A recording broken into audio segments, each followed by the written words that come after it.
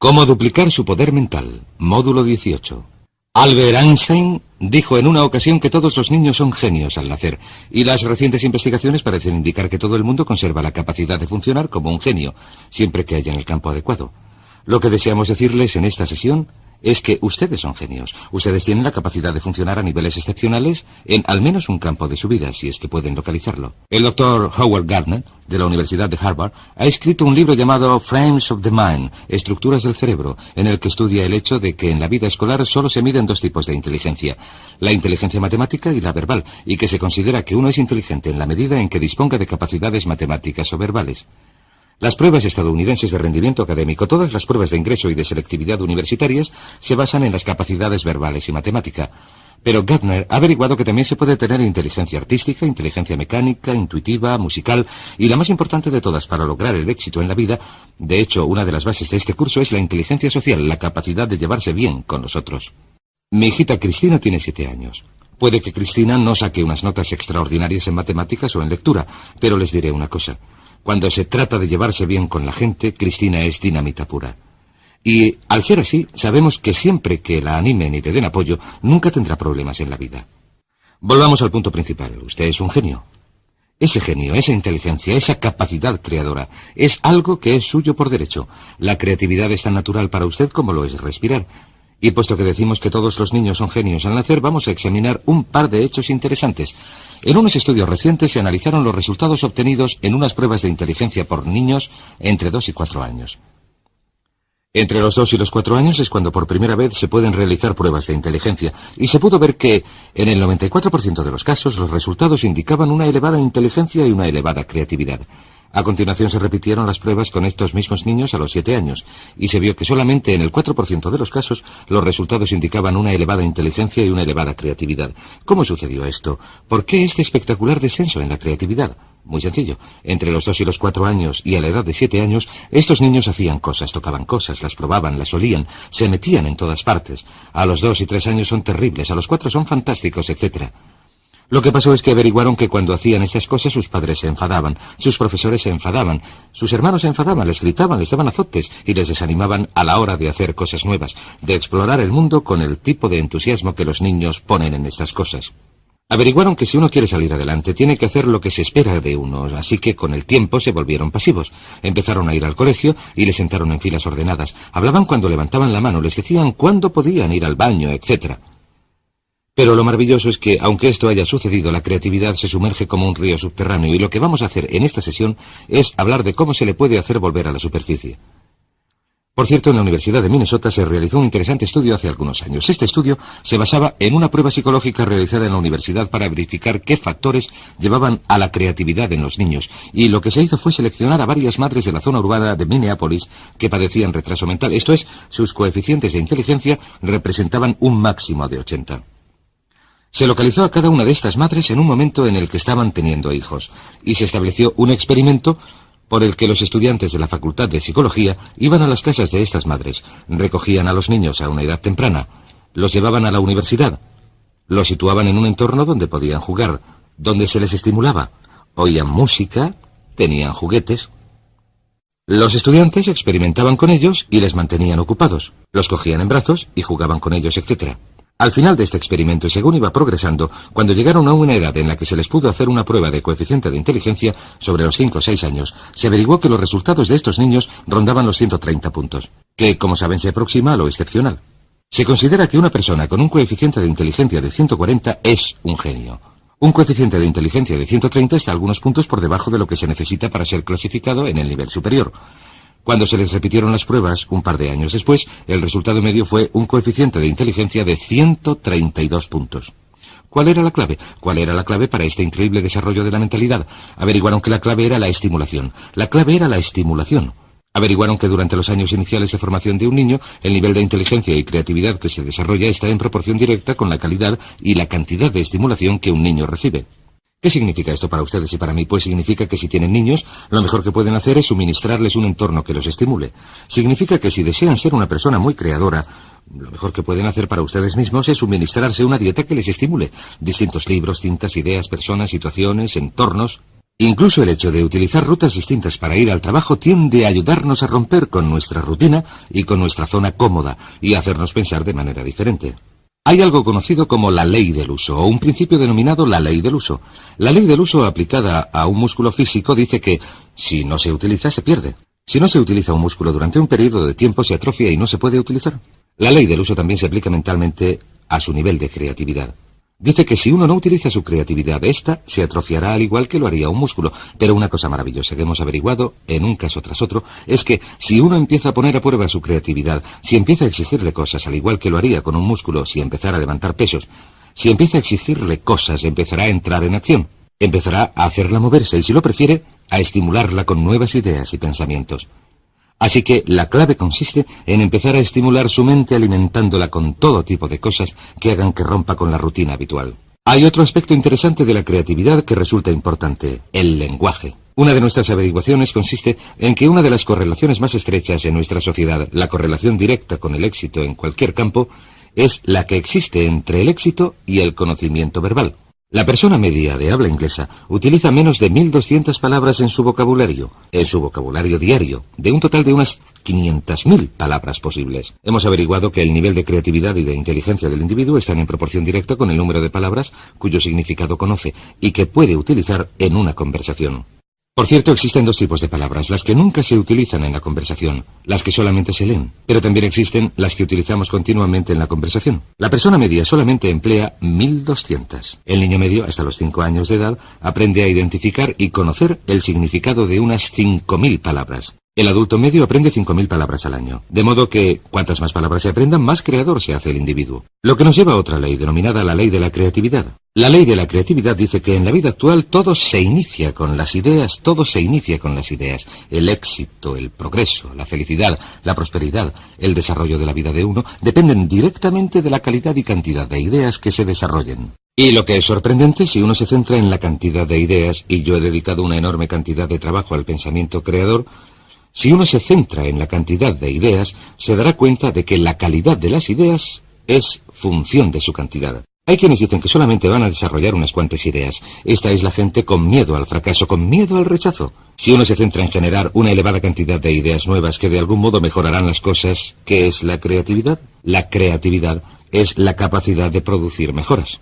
La creatividad sencillamente consiste en la capacidad de generar mejoras. Cualquiera que sea capaz de producir mejoras es una persona creadora. Si se puede mejorar el modo de controlar al niño, si se puede mejorar el modo de resolver una situación social, si se puede mejorar el modo en que se cocina un plato, se arregla el coche, se trabaja en el jardín, se elabora un plan de marketing, se hace un anuncio, cualquier cosa que haga que algo mejore es un acto creador.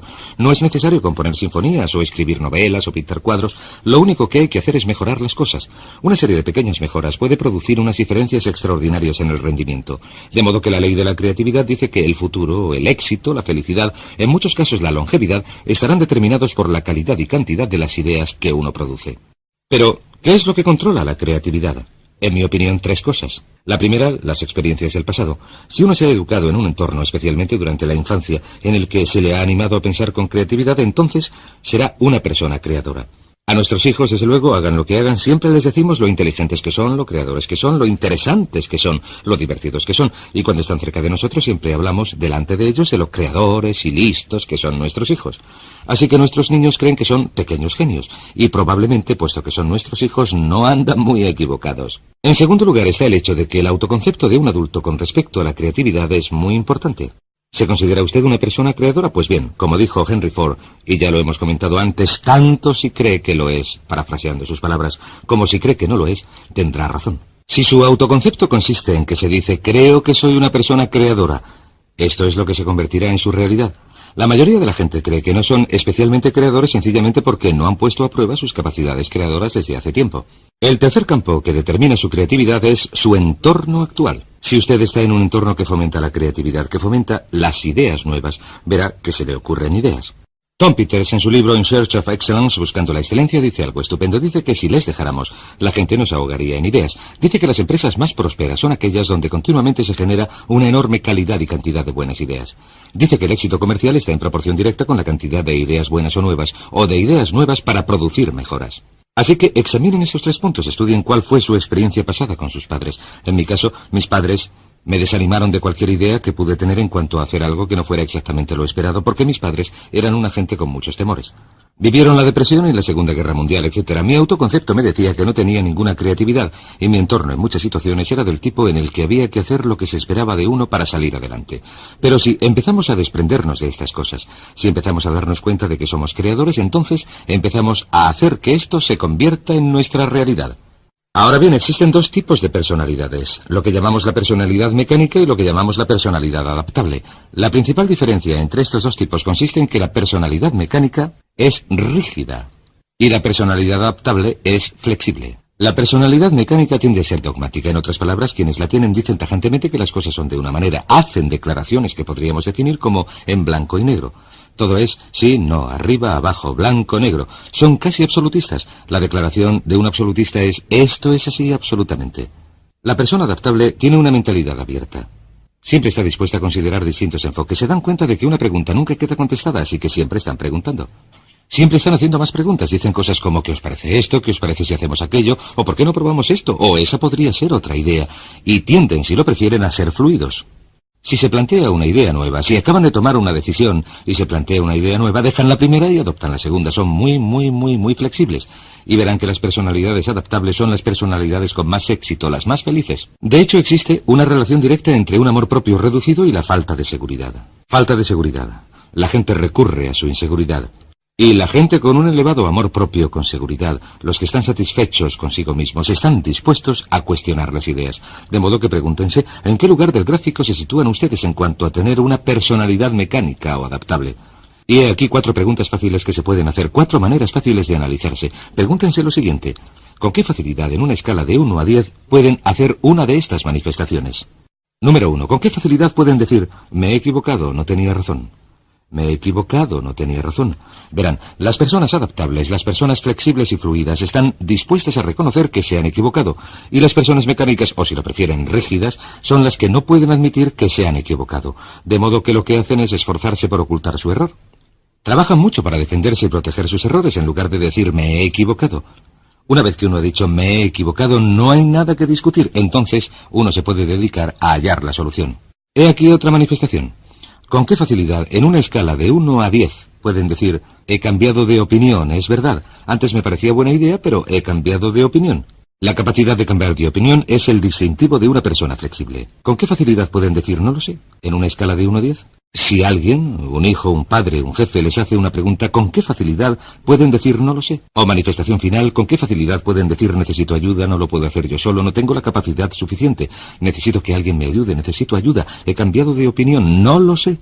Estas son las manifestaciones que hace una persona flexible. Muy bien, estudiemos otro par de aspectos de la creatividad. Tenemos la ley del uso, tenemos la ley de la creatividad. Sabemos que el lenguaje y el vocabulario están directamente relacionados con esta.